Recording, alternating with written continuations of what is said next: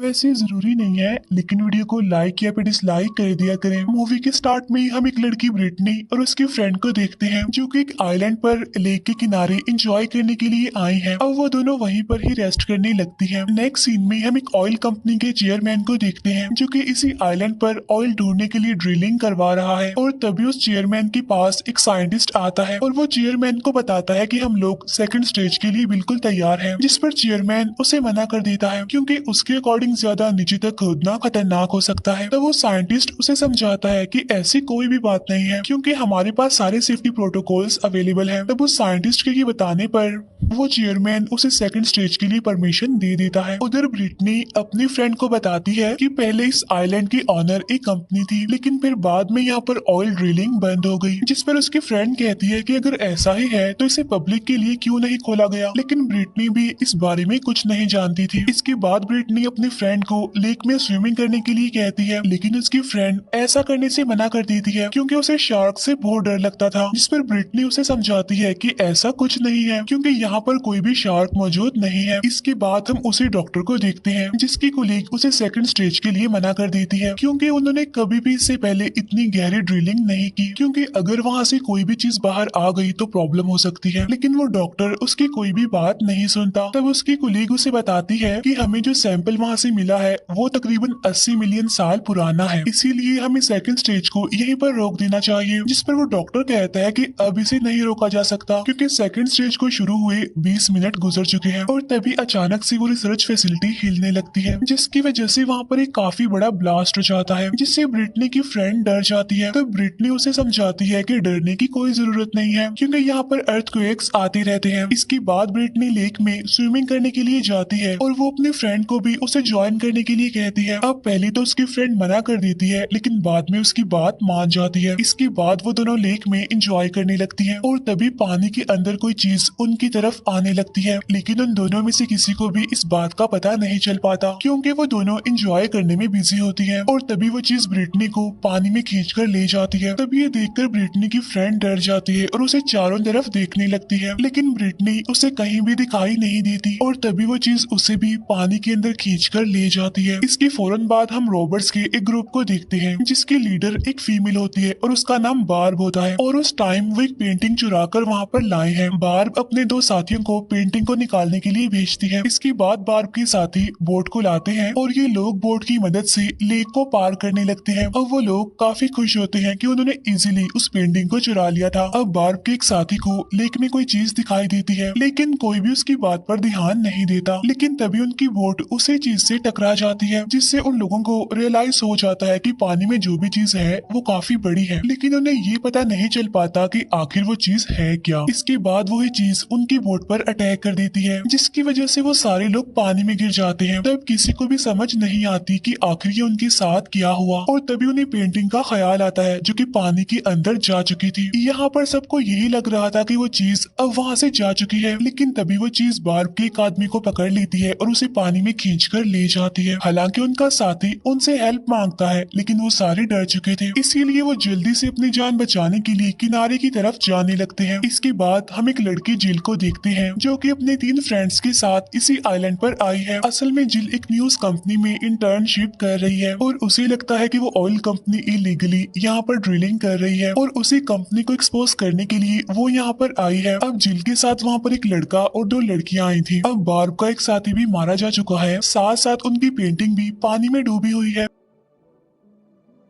तब बार्ब का वो आदमी कहता है कि जिस चीज को मैंने पानी में देखा था वो शार्क जैसी लग रही थी, लेकिन बार्ब को इस बात से कोई मतलब नहीं था। वो तो किसी भी तरह करके उस पेंटिंग को बाहर निकालना चाहती थी, लेकिन अब पानी में जाने का मतलब अपनी मौत के अलावा और कुछ भी नहीं था, इसीलिए कोई भी पानी में जाकर पेंटिंग को निकालने के लिए एग्री नहीं था। तो इसीलिए बार्ब उन्हें लालच देती है कि जो भी पेंटिंग को बाहर निकालेगा मैं उसे 50% और दूंगी। तब ये सुनकर बार्ब का एक आदमी पेंटिंग को निकालने के लिए एग्री हो जाता है। तब ये देखकर उसका दूसरा साथी उसे ऐसा करने से मना कर देता है, लेकिन वो उसकी कोई बात नहीं सुनता और पेंटिंग लेने के लिए पानी में चला जाता है। और जैसे ही वो पानी के अंदर नीचे जाता है तो उसे वहाँ पर एक काफी बड़ी शार्क दिखाई देती है। तब ये देखकर वो आदमी जल्दी से वहाँ से भागने की कोशिश करता है और जल्द ही किनारे पर पहुंच जाता है। तब वो सोचता है कि शायद वो शार्क चली गई है, लेकिन तभी वो शार्क तेजी से पीछे से आती है और उस आदमी को खा लेती है। तब अपनी आंखों से ये सब कुछ देखकर उन लोगों के होश उड़ जाते हैं। इसके बाद हम जिल और उसके फ्रेंड्स को देखते हैं। वो लोग भी एक बोट के जरिए इस लेक को पार करने की कोशिश कर रहे थे। उनमें से किसी को भी खतरे का पता नहीं था। तभी हम देखते हैं कि वो शार्क इनकी तरफ ही आ रही है और तब वो शार्क इनकी बोट को टक्कर मारती है और तभी लोगों की नजर शार्क पर पड़ जाती है। तब उसे देखकर वो सारे लोग काफी परेशान हो जाते हैं, काफी घबरा जाते हैं। तब जिल का फ्रेंड तेजी से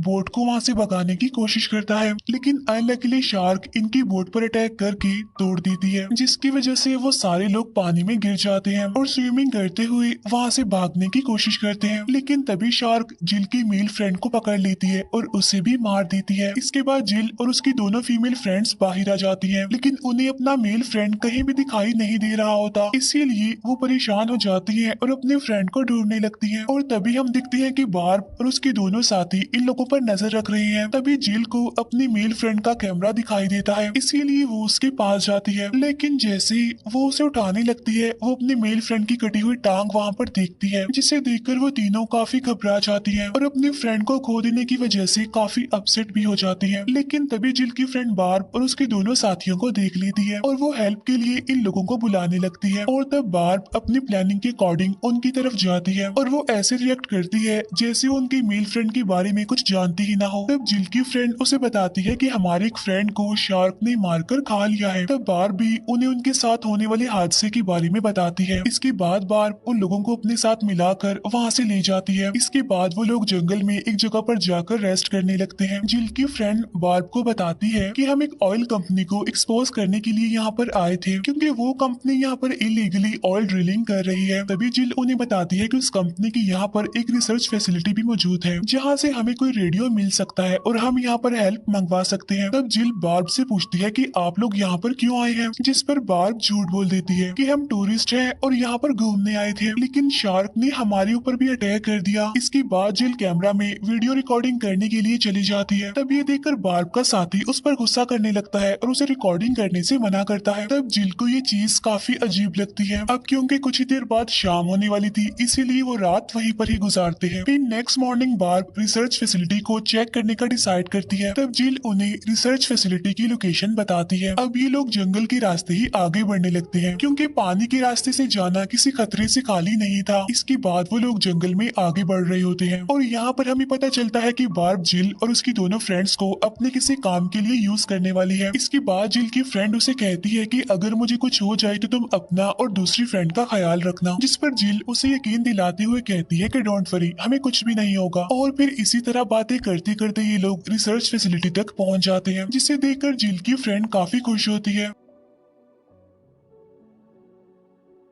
क्योंकि उसे लग रहा था कि यहाँ के लोग इस जगह से निकलने के लिए उनकी हेल्प करेंगे। इसके बाद वो लोग बाहर ही खड़े होकर आवाज लगाने लगते हैं, लेकिन काफी आवाजें लगाने के बाद भी उन्हें आगे से कोई भी रिस्पांस नहीं आता। इसके बाद वो तीनों फ्रेंड्स अंदर चली जाती हैं और तभी वहाँ पर बार्ब और उसके दोनों साथी भी आ जाते हैं। बार्ब यहाँ से अपने दोनों साथियों को भेजती है रेडियो को ढूंढने के लिए, और जब ये लोग अंदर पहुँचते हैं तो वहाँ पर वो डॉक्टर बेहोश पड़ा हुआ था और साथ साथ वो बहुत ज्यादा इंजर्ड भी था। तब ये देखकर जिल और उसकी फ्रेंड्स काफी परेशान हो जाती हैं और उसकी हेल्प करने के लिए उसके पास आती हैं। तब वो डॉक्टर उन्हें पानी से दूर रहने के लिए कहता है, क्योंकि 200 मिलियन साल पुरानी शार्क बाहर आ गई है अब, जो बिल्कुल एक मॉन्स्टर जैसी है और वो खून की प्यासी है। इसी दौरान बार्ब और उसके दोनों साथी लोगों पर गन पॉइंट कर देते हैं। तब ये देखकर जिल और उसकी दोनों फ्रेंड्स को कुछ भी समझ नहीं आता। फिर बार्ब डॉक्टर से यहाँ से निकलने के लिए कोई बोट मांगती है। तब वो डॉक्टर कहता है कि उस शार्क ने यहाँ की हर एक चीज को डिस्ट्रॉय कर दिया है, लेकिन अगर तुम्हें कोई बोट मिल भी जाती है तो वो शार्क तुम्हें यहाँ से जिंदा बचकर वापस नहीं जाने देगी। लेकिन बार्ब को इस बात से कोई मतलब नहीं था और वो इन लोगों को लेकर लेक के किनारे आ जाती है, उस जगह पर जहाँ पर उसकी पेंटिंग पानी में डूबी हुई है। बार्ब उस डॉक्टर को पानी में जाकर पेंटिंग को लाने के लिए कहती है, लेकिन वो डॉक्टर ऐसा करने से साफ इनकार कर देता है क्योंकि वो जानता था कि पानी के अंदर जाते ही शार्क उसे खा लेगी। इसीलिए बार्ब जिल की फ्रेंड को मारने की धमकी देती है। तब ये देखकर वो डॉक्टर पानी में जाने के लिए एग्री हो जाता है, लेकिन जैसे ही वो पानी में जाता है शार्क को उसका पता चल जाता है और वो आकर उसे खा लेती है। तब ये देखकर बार्ब और उसके साथी काफी हैरान हो जाते हैं, लेकिन बार्ब अभी भी नहीं रुकती। इसीलिए अब वो किसी दूसरे पर्सन को पानी में भेजने का डिसाइड करती है, लेकिन जिल और उसके फ्रेंड्स तो वहाँ से भाग चुकी थी। तब ये देखकर बार्ब अपने दोनों साथियों पर काफी गुस्सा करती है और वो उन तीनों लड़कियों को पकड़ने के लिए कहती है। तब बार्ब के दोनों साथी उन तीनों लड़कियों को ढूंढने लगते हैं और बहुत जल्द बार्ब का एक आदमी जिल की फ्रेंड को ढूंढ भी लेता है, लेकिन जैसे ही वो उसे शूट करने वाला होता है वहाँ पर जिल और उसकी फ्रेंड आकर उस पर अटैक कर देती है, जिससे वो बेहोश हो जाता है। लेकिन उसी टाइम बार्ब का दूसरा आदमी भी वहाँ पर आ जाता है, इसीलिए उन तीनों को फिर से वहाँ से भागना पड़ता है। इसके बाद बार्ब का वो आदमी अपने दूसरे साथी को उठाता है और उसे कहता है कि तुम्हें पता है ना, हमने उन्हें जिंदा पकड़ना है क्योंकि हम उन्हें शार्क के लिए बेट के तौर पर यूज करेंगे। तब ये दोनों फिर से उनका पीछा करने लगते हैं। उधर जिल और उसकी फ्रेंड्स रिसर्च फैसिलिटी की तरफ भाग रही होती हैं, लेकिन तभी वहाँ पर बार्ब का एक आदमी आकर जिल की फ्रेंड को पकड़ लेता है और वो उसे शार्क के लिए बेट के तौर पर यूज करते हुए उसे पानी में फेंक देता है। तब ये देखकर जिल की दूसरी फ्रेंड बार्ब के उस आदमी से फाइट करने लगती है, लेकिन तभी जिल की वो फ्रेंड जो पानी में थी अब वो बाहर आ जाती है, लेकिन बार्ब का वो आदमी अब जिल की दूसरी फ्रेंड को पानी में फेंक देता है और तभी शार्क वहाँ पर आकर उसे भी खा लेती है। तब ये देखकर जिल और उसके फ्रेंड को काफी दुख होता है, लेकिन इस टाइम वो कुछ कर भी नहीं सकती थी। अब क्योंकि शाम होने वाली थी इसीलिए अब वो लोग पानी में नहीं देख पा रहे थे, इसीलिए बार्ब पेंटिंग को कल निकालने का डिसाइड करती है। वो जिल और उसकी फ्रेंड को जंगल में ले जाती है और उन दोनों के हाथ बांध दिए जाते हैं ताकि वो दोनों कहीं भाग ना सके। इतनी ही देर में जिल की आंख खुल जाती है और वो बार्ब से पूछती है कि तुमने चोरी क्यों की थी। अब यहाँ पर बार्ब अपनी चोरी के बारे में बताती है और यहाँ हमें पता चलता है कि उसने म्यूजियम से 200 साल पुरानी पेंटिंग चुराई थी, जिसे बेचने से उसे बहुत सारा पैसा मिलना था। जिल उसे कहती है कि वो पेंटिंग कैसे निकालनी है मैं जानती हूँ, लेकिन बार्ब को उसकी बात का यकीन नहीं होता। तब जिल उसे बताती है कि शार्क को डायनामाइट से डराया जा सकता है और इस तरह पेंटिंग इजीली निकाली भी जा सकती है। अब बार्ब को उसका ये आइडिया पसंद तो आता है, लेकिन उनके पास डायनामाइट नहीं थे, जिस पर जिल कहती है कि डायनामाइट को ढूंढने में मैं तुम्हारी हेल्प कर सकती हूँ, लेकिन अगर तुम्हें डायनामाइट मिल गई तो तुम्हें हम दोनों को छोड़ना होगा। तो इसीलिए यहाँ पर बार्ब उसकी बात मान लेती है। सुबह होने पर जिल को पता चलता है कि बार्ब ने इजीली डायनामाइट्स को ढूंढ लिया है। तब जिल उसे कहती है कि अब क्योंकि तुम्हें डायनामाइट्स मिल गए हैं तो हमें यहाँ से अब जाने दो,